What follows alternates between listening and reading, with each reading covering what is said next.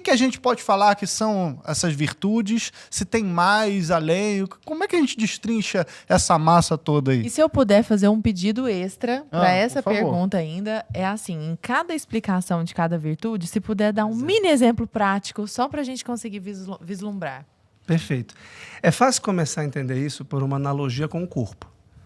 Todos nós temos 2 pernas, 2 braços, um coração, os pulmões, os rins, o estômago, e os 2 olhos, as narinas, a boca, os ouvidos. E quando a gente é saudável, nós estamos aqui, graças a Deus, muito saudáveis, muito bem dispostos.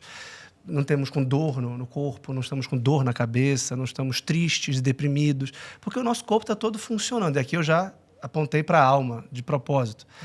Tanto quanto a saúde implica a perfeição de cada órgão, a saúde da alma, que é a felicidade, implica a bondade de todas as funções morais. E nós temos funções morais a partir de faculdades. E desde Platão e Aristóteles se relacionam as virtudes com uma psicologia moral. Como é que você corre? Olha, eu corro porque eu tenho 2 pés, 2 pernas, eu jogo uma perna para frente, outra para outra e eu continuo, começo a me movimentar. Então, o fisioterapeuta, o educador físico, o ortopedista, eles têm uma ciência da locomoção, da psicomotricidade. Lembrando das crianças, que tem que aprender a andar. É uma delícia ver a Maria aprendendo a andar. Porque ela, peraí, eu tenho uma perna, eu jogo para cá uma perna e eu caio para o lado. Mas tem que colocar o braço para cá e dar um certo equilíbrio. Aí ela cai, parece um João Bobo. É uma delícia ver a criança com as suas funções neurolocomotoras sendo ativadas e aprendendo a andar. Depois ela aprender a correr, depois ela aprender a se esgueirar, enfim, a escalar. As virtudes cardeais são a atualização das faculdades morais básicas de todo ser humano. E nós temos, basicamente, 3 faculdades.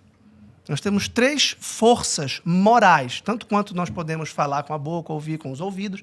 A nossa alma tem 3 funções elementares. Começando de baixo para cima, portanto, do corpo para a alma, a gente tem apetite, a gente tem desejo. Desejo de coisas fáceis e desejo de coisas difíceis. As coisas fáceis, como beber uma água, nos apetecem. Eu posso desejar esse café que a minha amiga tão gentilmente acabou de me servir, porque o odor do café chegou às minhas narinas e o meu paladar automaticamente salivou para tomar o café. Então, esse é o apetite. Vou fazer até isso agora. Faça agora. Um exemplo prático. Concupiscível. Exato. E aí vem o exemplo prático. O apetite concupiscível do aroma, do gosto, da energia que o café me dá. E isso pode valer para água, isso pode valer para uma cerveja, para um vinho, para um suco, para um refrigerante, para um chiclete, para tudo que dá gosto na boca. Pois tem uma virtude que tempera este afeto, que põe este afeto em ordem, que é a temperança, que regula, modula o apetite concupiscível, que é o desejo de coisas fáceis. O desejo de uma almofada para a nossa costa, o desejo de algo confortável. Tá calor ou tá frio. O nosso corpo pede a temperatura ideal, que para alguns vai ser menor e outros maior. A gente quer um travesseiro perfeito, uns mais grossos, uns mais finos. A gente quer uma cama que comporte o nosso corpo e assim por diante. O apetite concupiscível está ligando ao nosso corpo.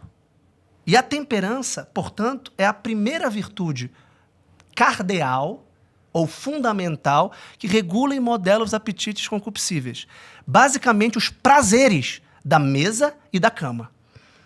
Portanto, a gula e a luxúria, comer muito ou comer pouco, a gula não é só comer demais, embora no cotidiano, no vocabulário corrente, coloquial, a gente pensa que guloso é sempre, mas você pode ter um guloso que coma de menos, né? Então, a criança, muitas vezes, como o Inacinho, não quer comer o suficiente. Só O pecado é a gula. Curiosamente, quem não quer comer está pecando por gula, porque ele está intemperante na mesa. Porque ele não quer o filé ou o arroz, mas ele quer o algodão doce, o chiclete, o sorvete. É igual, por exemplo, a gula eu só como em restaurante 5 Exatamente. estrelas e não sei Isso é o que, uma tem que forma ser de gula assim também. e tal, porque é um... paladar muito sofisticado. Então, essa é a gastro, tem um nome? Gastrimargia. Não, tem outro nome. Enfim. Gastrimargia é a loucura do estômago. São Gregório, depois São Tomás reforça isso, tem 12 tipos de gula. Isso. Nossa. Tem 12 tipos, que é comer coisas refinadas, coisas caras, comer muito. A gente só acha que é assim, comer empurrar. rápido.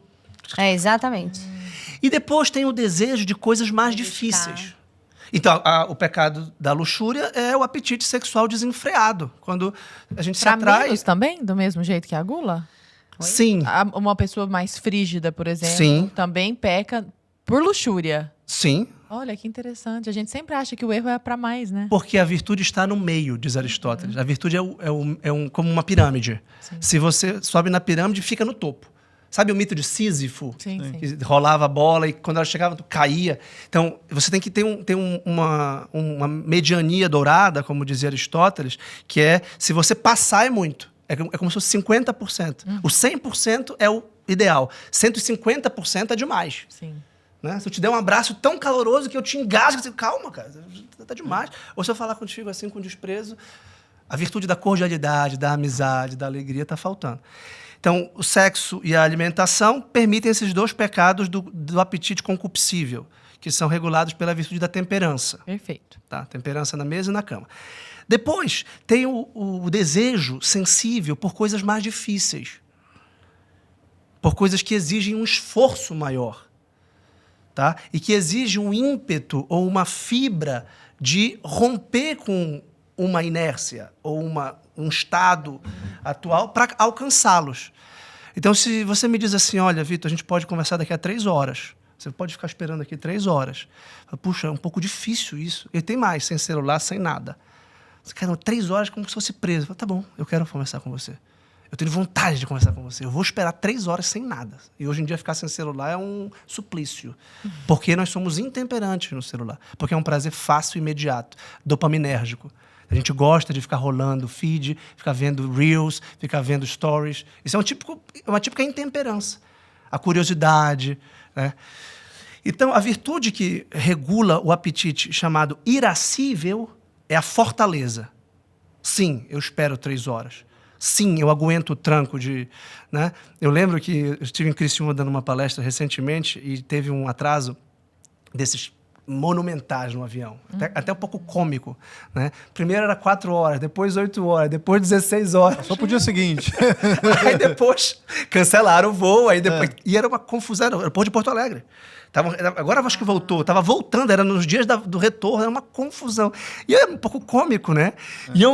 À medida que eles adiavam, eles diziam assim, olha, 4 horas. Eu falei, 4 horas está tranquilo, eu tenho ainda 2 livros. Eu sempre tenho um livro sobressalente nas viagens, porque se acontecer isso, eu tenho boa companhia. Depois, quando eles falaram 8 horas, eu pensei nos e-books que eu tinha aqui. 16 horas, eu falei, mas se acho que não acabar a vai. bateria Vai dar do pra eu celular. escrever o Só se eu livro. passar na livraria. Aí eu liguei pro meu amigo Marcos Bueira, que tem uma biblioteca. Eu falei, não, só se eu for para casa dele. Foi a primeira opção. Então, reagir, aqui tem o bom humor, tem a alegria e tem a capacidade de esperar, que nós não temos. Não. Nós somos viciados em eu quero agora, eu quero para amanhã. Pode ser hoje. Se você me manda uma mensagem e eu não respondo na mesma hora, eu digo desculpa por ter demorado a responder, como se eu tivesse que estar de plano.